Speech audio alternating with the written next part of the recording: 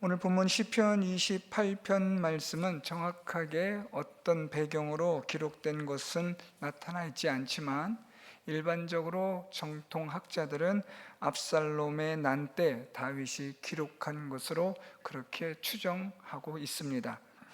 다윗은 일생에 있어서 여러 많은 위기를 만났고 어려움과 고난 또 환난들을 겪었는데요.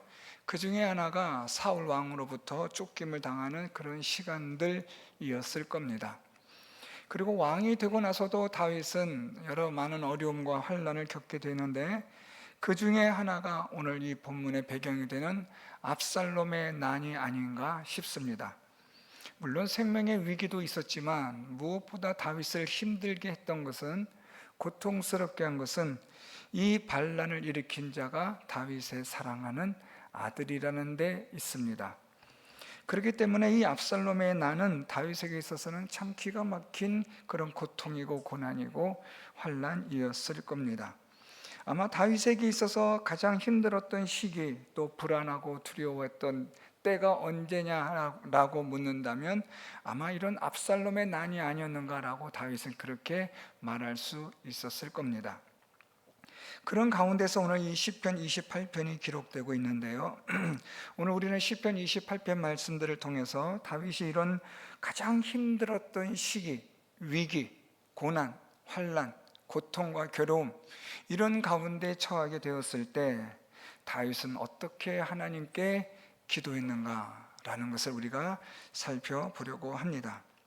오늘 1절과 2절 말씀, 원래는 우리가 5절 말씀까지 같이 다루려고 했는데 아무래도 조금 본문이 길어질 것 같아서 1절과 2절을 끊고 다음 주에 3절부터 5절 말씀으로 그렇게 말씀을 살펴보려고 합니다. 오늘 본문 1절과 2절 말씀에서 우리가 중요하게 몇 가지 살펴볼 다윗의 기도가 있는데요. 오늘 1절에서 다윗은 하나님께 기도하기를 내게 귀를 막지 마소서라는 표현을 사용하고 있습니다. 또 하나의 중요한 표현은 내게 잠잠하시며 이라는 이런 표현을 다윗이 사용하고 있습니다. 그래서 이 1절 말씀은 다윗이 하나님께 기도하는 가운데 하나님께서 내게 잠잠하지 마시고 하나님 또한 내게 귀를 막지 마시옵소서라는 기도이고요. 이런 1절에 대한 이 기도를 내용을 위하여 다윗은 2절을 통한 기도로 하나님께 나가고 있다라는 그런 큰 틀을 가지고 오늘 본문을 우리가 살펴보면 이해하는 데 도움이 될 것 같습니다. 오늘 1절 말씀에서 다윗은 먼저 하나님께 부르짖는데요. 나의 반석이여 하면서 하나님께 기도를 하는데 내게 귀를 막지 마소서, 주께서 내게 잠잠하시면 내가 무덤에 내려가는 자와 같을까 하나이다 라고 그렇게 다윗이 기도합니다. 조금 거꾸로 올라가서 보면 이렇게 다윗의 이 1절을 볼 수 있어요. 하나님, 내가 무덤에 내려가는 자와 같이 될까 두렵사오니 하나님 귀를 막지 마시고 잠잠하지 마소서. 이렇게 읽으시면 훨씬 더 1절의 의미를 잘 이해할 수 있을 것 같습니다. 다윗이 지금 가장 염려하는 게 무엇이냐면 무덤에 내려가는 자와 같을까 하는 이걸 다윗이 두려워하고 있는 거예요.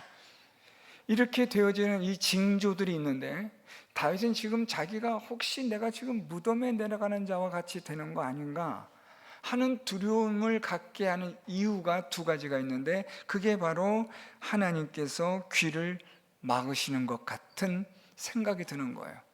또 하나는 하나님이 잠잠하시는 것 같이 보이는 거죠.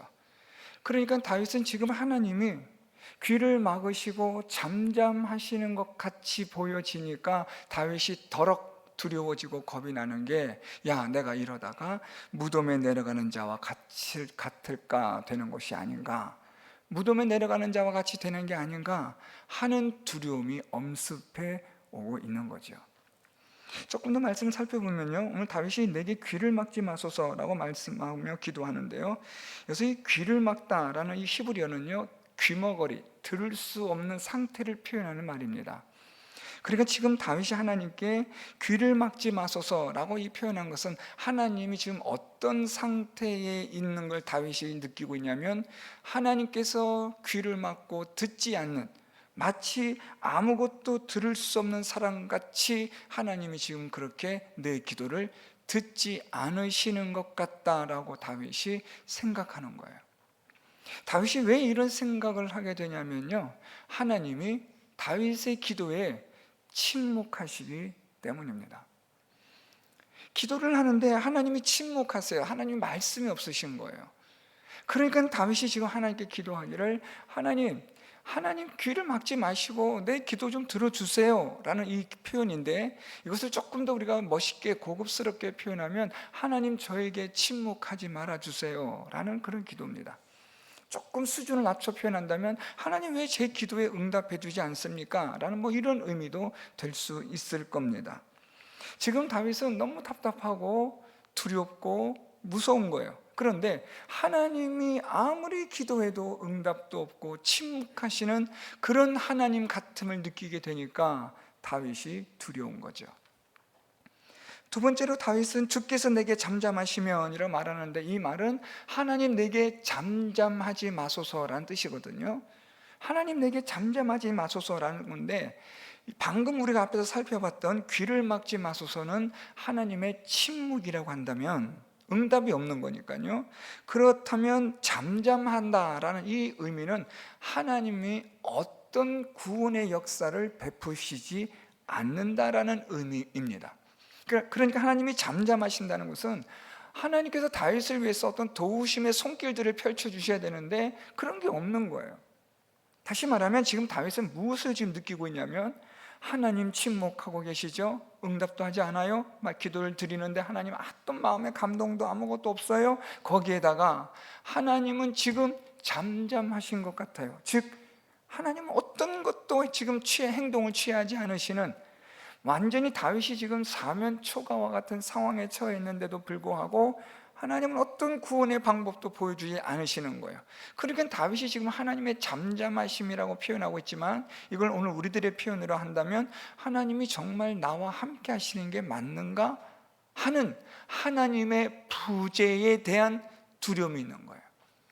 하나님의 함께 하심에 대한 확신과 믿음이 있다면 다윗은 두려워하지 않을 텐데, 하나님의 함께 하시는가에 대한 의문이 들기 시작하는 거죠. 너무 힘드니까요. 이 문제가 해결이 안 되니까요. 압살롬의 이 난이 쉽게 평정될 것 같지 않거든요. 여러분 압살롬 난에 대해서 잘 살펴보셨겠지만 이미 모든 대세는 기울었거든요. 완전히 그냥 기울어진 운동장이에요. 어떤 방법을 해도 회복될 수 없는 회복불능의 상태였거든요. 압살롬이 거기서 조금만 더 했으면 그는 얼마든지 왕이 될 수가 있었는데, 하나님의 돌보심과 보호하심 속에 압살롬의 반란이 실패로 끝나고 마는 거죠. 그런데 이런 과정 속에 있는 이 다윗에게 하나님은 침묵하시는 것 같고, 하나님은 나와 함께하지 않으시는 것 같은 생각이 드는 거예요. 여러분들 어렵고 힘든 일을 만나게 되면 이런 생각 드시죠? 기도를 하는데 하나님은 응답하지 않으시는 거죠. 왜 하나님은 침묵하실까? 왜 하나님은 아무런 내게 어떤 응답도 주지 않으실까에 대한 그런 답답함과 괴로움들, 여러분들 아마 다 경험해 보셨을 거예요. 또한 하나님이 정말 나와 함께 하시나? 하나님이 나와 함께 하시는 게 맞나? 라는 의문이 들 때가 또 얼마나 많습니까? 우리가 힘들면 힘들수록, 고통스러우면 고통스러울수록 우리에게는 이런 의문과 이런 생각들은 아주 많이 일어나는 거예요. 자, 그런데 여러분, 오늘 다윗이 하나님께서 귀를 막으시고 하나님께서 이렇게 잠잠하시면 안 됩니다라고 다윗이 정말로 염려하고 걱정하는 것은 바로 앞에서 말씀드렸던 것처럼 무덤에 내려가는 자와 같이 될까 두려워서 이러는 거예요. 자, 오늘 우리가 이 1절에서 제일 중요한 구절이 무엇이냐라고 한다면 무덤에 내려가는 자라는 거예요. 지금 다윗에게 무덤에 내려가는 자와 같이 내가 될까 두렵습니다. 징조들이 그래요. 하나님이 침묵하시죠. 하나님이 함께 하시지 않은 것 같죠. 그러니까 다윗이 더럭 드는 생각이, 내가 이러다가 무덤에 내려가는 자와 같이 되는 거 아니냐라는 생각이 드는 거예요. 자, 여러분 여기서 무덤에 내려간다라는 이 의미의 이해가 중요합니다. 오늘 여러분 여기서 이 다윗이 말하고 있는 무덤에 내려가는 자가 단순히 내가 죽는 거 아니냐, 이걸 두려워했다고 한다면 오늘 이 시편 말씀은 우리가 아주 제대로 잘못 읽은 거예요. 다윗은 지금 자기가 죽고 사는 문제를 말하고 있는 게 아닙니다. 지금 다윗이 하나님이 침묵하시고 하나님이 함께 하시지 않은 것 같은 생각이 들 때에 다윗의 마음속에 내가 무덤에 내려가는 자와 같이 되는 거 아닌가 하고 두려워하는 것은, 이 무덤에 내려가는 자가 단순한 육신의 생명의 종말을 말하는 게 아니라 오늘 이 무덤에 내려간다라는 이 의미는 하나님으로부터 버림을 받는다라는 최종의 상태를 말하는 거예요. 그러니까 무덤에 내려간다라는 말은 하나님으로부터 버림을 받은 자, 하나님으로부터 단절되어진 자, 하나님으로부터 잘려나간 사람, 그런 상태가 오늘 다윗이 표현하고 있는 무덤에 내려가는 자라는 표현입니다. 그러니까 지금 다윗은 무엇을 걱정하고 무엇을 두려워하고 있냐면, 내가 이러다 하나님으로부터 버림받는 건 아닐까, 하나님과 단절된 거 아닌가, 이거 혹시 하나님께서 나를 영원히 버리신 건 아닐까, 영원한 죄와 사망 가운데 던져버리신 건 아닌가 하는 이게 두려운 거죠.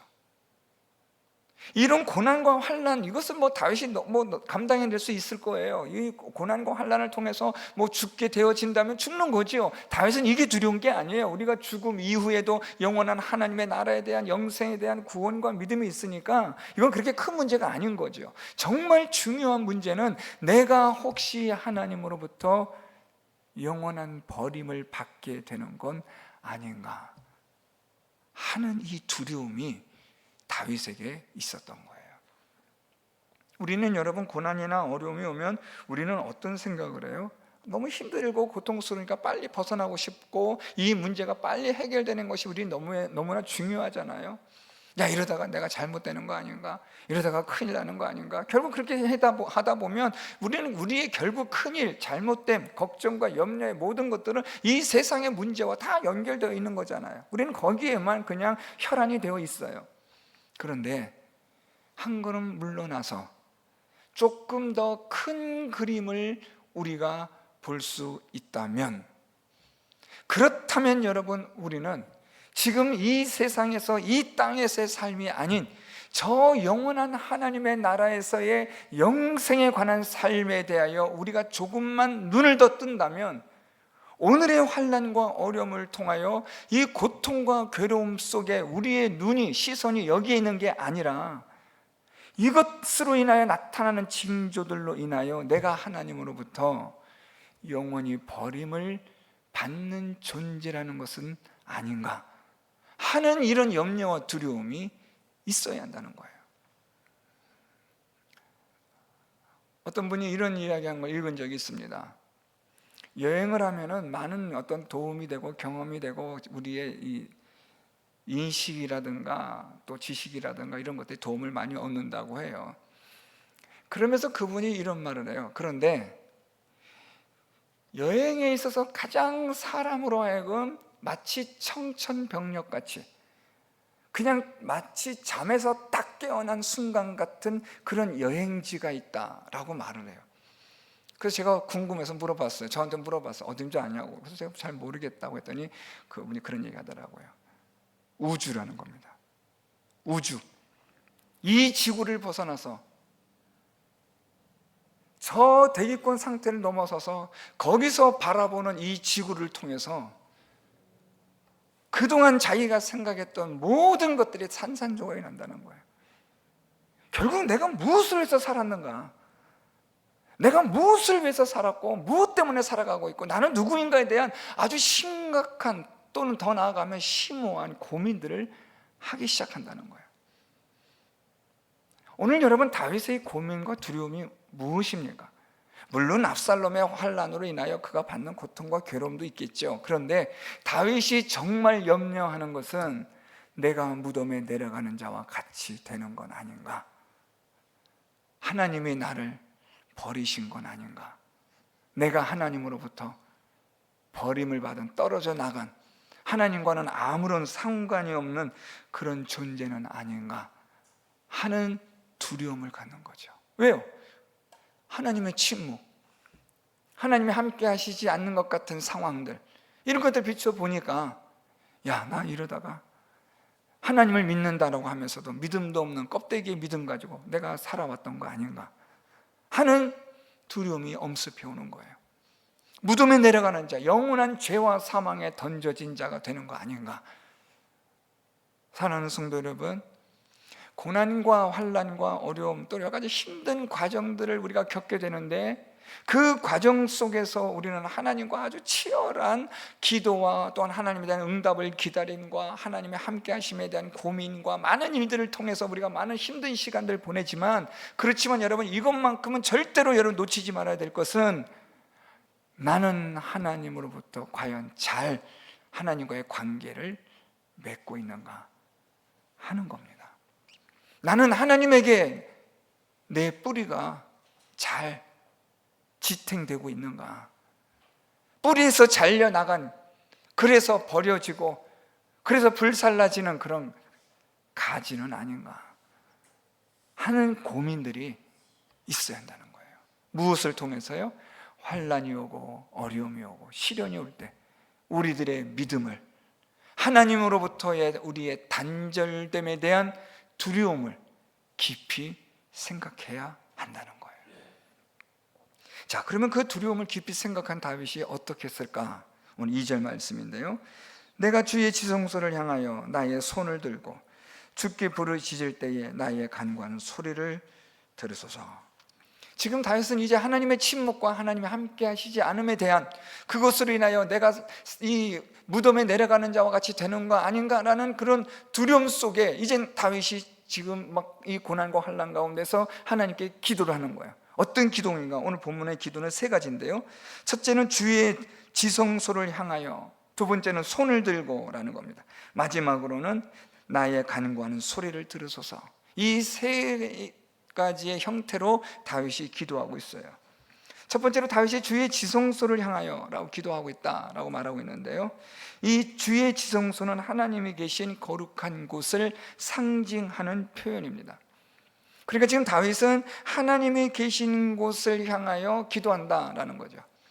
아마도 우리가 이런 문자적 의미로 본다면, 다윗은 예루살렘에서 도망했으니까 예루살렘 성전을 향하여, 그가 예루살렘의 성에 하나님이 계신 그곳을 향하여, 언약궤에 있는 곳을 향하여 기도하지 않았을까라는 이런 생각을 할 수 있습니다. 그런데 이건 그냥 우리의 어떤 문자적인 상황이고, 조금 더 다윗이 주의 지성소를 향하여 라는 이 표현이 무슨 의미인지를 우리가 잘 알아야 된다는 거죠.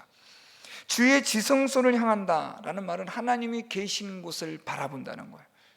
하나님을 계신 곳을 바라본다라는 의미가 뭘까요? 바라봄으로 끝나나요? 아니요. 하나님이 계신 곳을 바라본다는 것은 하나님을 믿는다는 거죠. 하나님이 계신 곳을 바라본다, 하나님이 계신 곳을 나는 지금 바라보고 있다라는 것은 나는 하나님을 바라고 의지하고 소망합니다 라는 표현을 말하고 있는 겁니다. 오늘 그래서 다윗은 하나님을 향하여, 다윗은 간절한 믿음으로 지금 하나님께 기도하는 거예요. 여러분, 우리가 하나님으로부터 단절되어지고 무덤에 내려가는 자와 같이 되지 않을까라는 두려움이 엄습해 올 때에 우리가 맨 먼저 무엇을 점검하셔야 되냐면 나의 믿음입니다. 하나님을 믿는 믿음이에요. 여러분, 우리의 모든 신앙생활에 있어서, 우리의 모든 이 믿음 생활에 있어서의 기초, 출발점은 믿음입니다. 이것을 건너뛰어서는 아무것도 할 수가 없어요. 믿음에서 시작하고 믿음에서 출발하는 거예요. 그렇기 때문에 믿음은 너무 중요합니다. 내가 무덤에 내려가는 자와 같이 되는 거 아닌가? 내가 하나님으로부터 버림을 받는 존재는 아닌가? 나는 하나님으로부터 단절된 자는 아닌가? 라는 이런 의문이 들고 이런 의심이 들고 두려움이 들 때에 우리는 무엇을 생각해야 하냐면 하나님에 대한 믿음을 생각해야 된다는 거예요. 내 믿음은 안녕한가? 여러분, 믿음 안녕하세요? 괜찮으십니까? 문제 없습니까? 오늘 밤 주님께서 갑작스럽게 재림하셔도 괜찮겠습니까, 여러분? 오늘 다윗은 무엇을 고민하냐면 하나님의 침묵과 하나님 함께 하시지 않는 것 같은 이 환난과 고난 가운데서 다윗은 무엇을 생각하냐면, 야, 나 이러다가 정말 하나님과 단절된 자 되는 거 아니야? 하나님으로부터 영원히 버림받는 자 되는 거 아닌가 하는 두려움을 갖게 된 거죠. 그래서 다윗이 하나님 계신 지성소를 향하여, 하나님을 향하여 그의 믿음을 지금 고백하는 거예요. 여러분, 우리의 믿음은 늘 항상 점검되어야 합니다. 내 믿음이 하나님 앞에서 온전한 믿음인지, 내가 이 무덤에 내려가는 자와 같이 되는 것은 아닌지, 믿음은 있다 하나 사실은 믿음이 없는 부유한 자라고 하나 사실은 가난한 자, 그런 자는 아닌가라고 고민을 해야 된다는 거예요. 본다고 하는데 보지 못하는 자가 아닌가? 그렇다면 안약을 눈에 발라 제대로 봐야죠. 이런 고민이 없이 그냥 아무렇게나 믿음 생활을 한다면 그것만큼 위험천만한 건 없는 거죠. 그건 도박보다 더 위험한 거죠, 여러분. 내 믿음이 어떤 상태에 있는지, 내가 무덤에 내려가는 자와 같이 되는 거 아닌가 하는 두려움을 가지는 이런 사람들이라면, 이런 성도라면 무엇을 가지게 되고 무엇을 다시 추구하기 시작하냐면 하나님을 향한 믿음을 다시 시작하는 거죠. 오늘 다윗이 이 고난과 환난 가운데서 다윗은 주의 지성소를 향하여 기도하기 시작하는 거예요. 하나님을 향한 믿음을 가지고 다시 시작하는 겁니다. 하나님이 침묵하시는 것 같고 하나님이 함께 하시지 않는 것 같아서 무덤에 내려가는 자와 같은 두려움 가운데 있을 때 다윗은 눈을 들어 하나님을 바라보는 거예요. 그게 다시 시작하는 겁니다. 두 번째로 다윗이 주의 지성소를 향하여 무엇을 한다고 합니까? 나의 손을 들고. 두 번째 다윗이 기도하는 건요, 손을 들고 기도하는 거예요. 여러분, 이 손을 든다는 것은 제가 몇 번 강의 설교하면서도 말씀드렸지만 중요한 의미가 몇 가지가 있어요. 첫 번째로는 하나님 앞에 겸손함입니다. 여러분, 손을 든다는 것은 뭐냐면요, 항복한다는 건데요, 사실 난 아무것도 아닙니다 라는 존재, 난 아무것도 아닙니다, 난 정말 하나님 앞에서 먼지보다 못한 존재입니다 라는 의미가 손을 드는 거예요. 항복하는 거죠. 이 항복한다, 손을 든다라는 이 의미 속에는 또 무엇이 포함되어 있냐면요, 내려놓음이 포함되어 있어요. 권리 포기예요. 내려놓는 거예요. 그러니까 손을 든다는 것은 하나님께 내가 항복합니다, 하나님 난 정말 아무것도 아닌 존재입니다라는 그런 고백과 함께 내가 하나님 앞에 내가 지금까지 하려고 했던 모든 것들을 내려놓는 거예요. 아마도 다윗은 여러분 손을 들고 기도한다고 했을 때 하나님, 이 압살롬의 이 환난에서, 이 난에서 하나님 나를 구원하여 주셔서 예루살렘으로 다시 황궁할 수 있게 해주세요 라는 이런 생각을 가지고 기도하지 않았겠어요, 여러분? 그런데 오늘 다윗이 주의 지성소를 향하여 기도하면서 다윗은 무슨 기도를 했을까요? 내가 그렇게 생각했던, 내가 그렇게 원했던 그 모든 것들을 그냥 내려놓는 거예요. 주께서 원하시면 예루살렘으로 다시 돌아갈 것이고 주께서 원하지 않으시면 난 여기서 끝난다 라는 내려놓음이 다윗에게 손을 들고 기도하는 가운데 나타나는 거죠. 여러분, 우리가 기도하면서 끝까지 하나님 이거 들어주셔야 됩니다라는 그런 기도를 한다면 그 기도는 빵점입니다. 되지도 않아요, 여러분. 하나님 앞에 우리가 기도할 때는 어떻게 기도되느냐? 물론 하나님 있는 믿음으로 주의 지성소를 향하여 기도하되 손을 들고 기도하는 거예요. 내 고집, 내 생각, 내 뜻, 내 계획, 이거 해주세요라고 하고 기도하는 게 아니에요, 여러분. 하나님하고 우리가 무슨 거래합니까? 하나님 우리하고 거래하지 않으세요. 하나님이 우리가 무슨 거래를 해서 야 그래 괜찮겠네 하고 하나님, 그런 분 아니세요, 여러분. 하나님의 뜻에 맞게 기도해야만 되는 거예요. 그러니까 여러분, 우리가 우리 뜻을 내려놓지 않고 내 생각을 포기하지 않으면 절대로 여러분 우리는 하나님 앞에 나가 기도하여 응답받을 수 없죠. 오늘 손을 든다는 말은 하나님 앞에 항복한다는 거예요.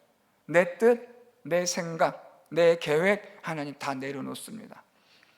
그러면서 다윗이 하는 이 손을 들고 하는 기도, 또 하나 중요한 것은요, 간절함이에요. 여러분, 손 들고 한번 기도해 보셨나요? 나중에 집에 가셔서 주무시기 전에 한번 잠깐 손 들고 기도해 보세요. 첫 번째, 손을 들고 기도하면 첫 번째 나타나는 현상이 하나 있어요. 팔이 아파요. 안 해보셔서 모르세요? 팔 아파요. 팔이 아픔에도 불구하고 손을 내릴 수 없는 그 기도라면 간절한 거죠. 내려놓고 싶지만 지금 이 아픈 게 문제가 아니다라는 생각이 들 때 그 기도는 간절해지는 거죠. 오늘 다윗이 하나님께 주의 지성소를 향하여 그의 믿음을 가지고 손을 들고 기도합니다. 세 번째 다윗의 기도가 무엇인가 보세요. 주께 부르짖을 때에 나의 간구하는 소리를 들으소서. 그래서 이 간구하다라는 이 히브리어는요, 은혜를 베풀어 주다, 불쌍히 여겨 주다라는 뜻이에요. 그래서 지금 다윗이 하나님께 기도를 하는데 무슨 기도를 하냐면, 하나님 나를 불쌍히 여겨 주세요. 하나님 나를 불쌍히 여기셔서 은혜를 베풀어 주십시오. 하나님을 믿는 믿음으로 손을 들고 무엇을 기도해요? 하나님 나를 불쌍히 여겨 주십시오. 여러분, 뭐 거창한 기도가 나올 것 같지 않아요? 여러분, 처음에 우리 읽어보면 지성소를 향하여서 내가 손을 들고, 여기까지 거창하고 좀 멋있잖아요. 또 그 다음에는 무언가 대단한 기도 제목이 나올 것 같잖아요, 여러분, 그렇죠? 그래서 하나님이 이 압살롬의 이 난이 이렇게 되어지고, 그래서 이렇게 되게 해주세요라는 아주 치밀하고도 아주 기가 막힌 그런 전략과 전술을 하나님께 기도할 것만 같은데, 다윗의 기도의 내용은 결국 무엇이냐면 불쌍히 여겨주세요. 저는 여러분, 저번에도 말씀드렸지만 또 자주 말씀드리지만, 여러분, 우리에게 있어서 저는 개인적으로 그렇게 생각해요. 하나님께 우리가 기도할 수 있는 최고의 기도의 제목은 오늘 다윗이 말한 것처럼 하나님 불쌍히 여겨주세요. 저는 이런 기도라고 생각합니다. 하나님이 불쌍히 여겨 주신다는 것은 곧 은혜를 베풀어 주신다는 거죠. 우리는 하나님의 은혜가 없이는 살아갈 수 없는 존재들이기 때문에 그렇습니다. 사랑하는 성도 여러분, 오늘 다윗은 고난과 환난 가운데서 참 기가 막힌 그런 웅덩이에 갇혀있는 상황 가운데서 그는 하나님께 기도를 합니다. 하나님, 침묵하지 마시고 나와 함께하여 주셔서 무덤에 내려가는 자와 같이 되지 않도록 하나님과의 단절됨이 없는, 하나님과 소통되어지고 하나님 안에 있는 자가 되어지는 자가 될 수 있도록 하나님 나를 불쌍히 여겨 주옵소서.